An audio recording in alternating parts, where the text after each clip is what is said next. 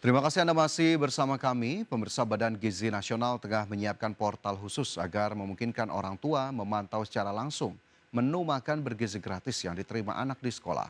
Melalui platform ini masyarakat nantinya dapat melihat menu harian, foto makanan, kandungan gizi hingga lokasi dapur yang memasak makanan tersebut.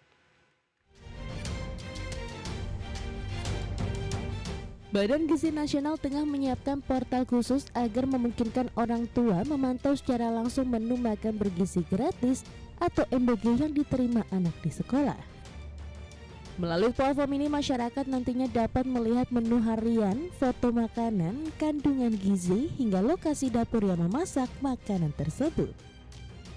Kepala Badan Gizi Nasional Sudaryono mengatakan realisasi portal ditargetkan dapat diluncurkan dalam 1 hingga 2 pekan ke depan sebagai bagian dari upaya meningkatkan transparansi penyelenggaraan program MBG.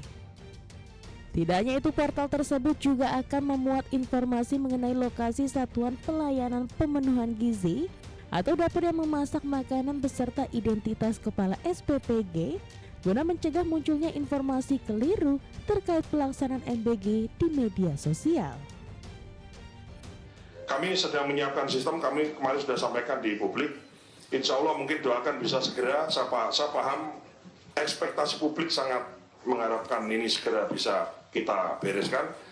Kasih kami waktu mungkin 1-2 minggu ini, kami berusaha untuk menyiapkan satu portal di mana stakeholder MBG, dalam hal ini yang paling berkepentingan kan adalah sekolah dan orang tua, itu bisa ngecek anaknya sekolah di sekolah mana, ibaratnya diberi makan oleh negara dengan menu yang apa, fotonya apa, kandungan gizinya apa, hari ini apa, besok apa, kemarin apa. Itu kami siapkan itu untuk sebagai transparansi, termasuk alamat makanan itu dimasak di SPPG, alamatnya mana, kepala SPPG-nya siapa. Di sisi lain, PGN juga akan memperkuat pengawasan terhadap operasional dapur MBG melalui sistem digital. Sudaryono mengakui kualitas layanan sangat bergantung pada kepala SPPG yang memastikan kualitas bahan baku, proses memasak, hingga distribusi makanan kepada penerima manfaat. Dari Jakarta, Tim Liputan IDEX Channel. Anda masih bersama kami di Prime Market Highlights. Pemirsa, Presiden Prabowo Subianto meresmikan revitalisasi tahap pertama Stasiun Semarang Tawang sebagai pemugaran resmi pertama sejak beroperasi pada 1914. Revitalisasi tersebut menjadi upaya pelestarian bangunan cagar budaya sekaligus meningkatkan layanan transportasi nasional. Dalam sambutannya itu, Prabowo menjelaskan bahwa revitalisasi stasiun bersejarah ini bukan hanya memperbaiki bangunan, tetapi juga menjaga identitas serta memori perjalanan bangsa. Menurut Prabowo, transportasi kereta api juga terus memainkan peran penting dalam kehidupan bangsa modern. Ia meyakini moda transportasi ini menjadi bagian dari sarana logistik yang efisien dan alat pemerataan ekonomi. Usai peresmian, Presiden bersama sejumlah menteri menjajal kereta Nusantara Explorer milik PT Kereta Api Indonesia Persero. Kereta tersebut dikembangkan dengan konsep layanan premium untuk mendukung sektor pariwisata nasional. Saya ingin Kereta Api Indonesia berkembang dengan pesat, dengan luas, dengan besar, ya. Bangsa kita besar.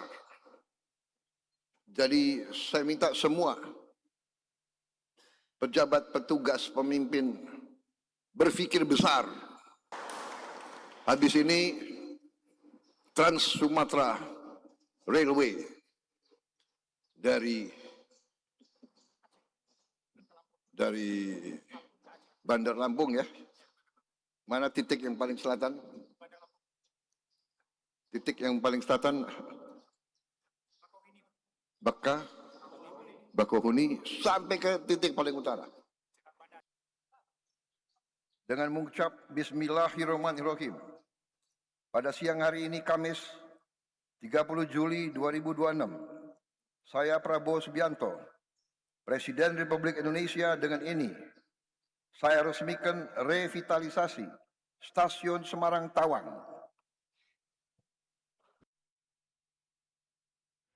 Sementara itu, Direktur Utama PT KAI, Bobi Rashidin mengatakan revitalisasi dan beautifikasi stasiun Semarang Tawang dilakukan dalam waktu 195 hari.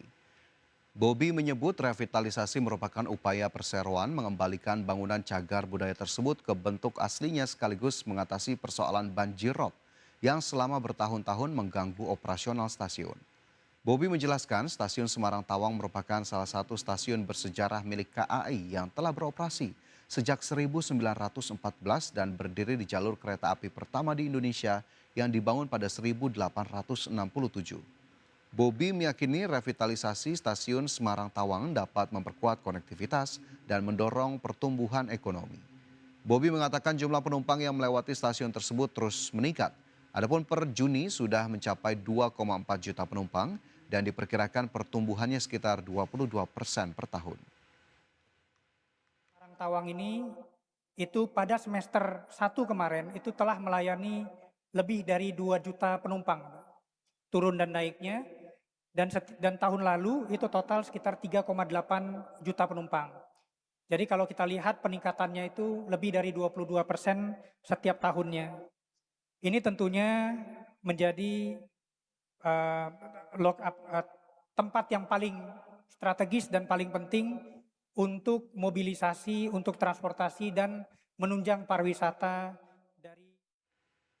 Kita ke informasi lain, pemirsa. Ketua Umum Kamar Dagang dan Industri Indonesia Anindya Novian Bakri melakukan audiensi dengan Sekretaris Kabinet Teddy Indrawijaya. Dalam pertemuan tersebut, keduanya membahas sejumlah isu strategis terkait penguatan sinergi antara pemerintah dan dunia usaha untuk mendorong pertumbuhan ekonomi yang inklusif, berdaya saing, dan berkelanjutan. Salah satunya terkait pengembangan industri kendaraan listrik nasional sebagai tindak lanjut arahan Presiden Prabowo Subianto dalam mendorong lahirnya motor listrik nasional.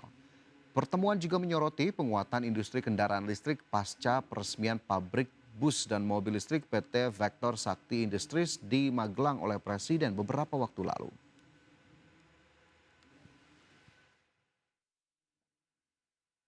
Pemirsa, industri otomotif nasional tetap optimis penjualan kendaraan di tanah air masih mampu meningkat di tengah dinamika global.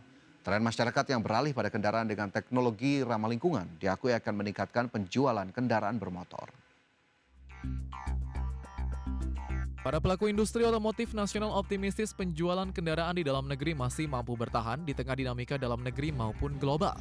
Keyakinan tersebut tercermin dari capai penjualan pada semester pertama yang mencatatkan peningkatan. Menurut Marketing Director PT Toyota Astra Motor Bansar Maduma, keberhasilan pemerintah menjaga stabilitas ekonomi nasional diharapkan mampu mendorong permintaan baru kendaraan dari kelas menengah dan kelas atas. Di samping itu, faktor penting lainnya yakni tren masyarakat yang tengah beralih pada kendaraan dengan teknologi ramah lingkungan diakui akan meningkatkan penjualan kendaraan bermotor khususnya di segmen kendaraan ramah lingkungan. Adanya pasti dengan stabilitas ekonomi yang ada, ya, ini akan mendorong terutama di middle class yang menjadi majority pembeli kendaraan kita. Kendaraan hybrid berkembang adalah pasti kami apresiasi kepercayaan masyarakat Indonesia terhadap teknologi hybrid yang kalau sekarang kita bilangnya adalah sangat praktis. Para pelaku industri berharap pemerintah kembali menggelontorkan sejumlah insentif untuk industri otomotif khususnya kendaraan hybrid sehingga mampu memperluas akses masyarakat terhadap kendaraan berteknologi ramah lingkungan. Jakarta, Devi Firmansyah, IDX Channel.